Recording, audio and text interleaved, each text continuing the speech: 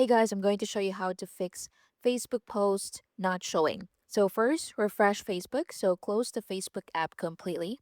So swipe it up and swipe it away.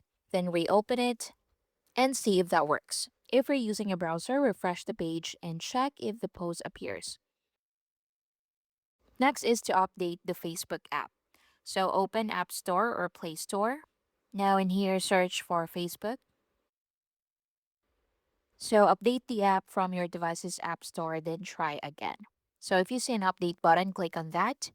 And once updated, open Facebook and see if that works. Next is to log out and log back in. So open Facebook and click your profile in the bottom right corner. From here, scroll down and select log out, confirm if prompted, then log back in and see if that works. Next is to check if the post was published. So go to your profile. Then scroll down and look for the post. If it is saved as a draft or failed to upload, you can try to publish it again.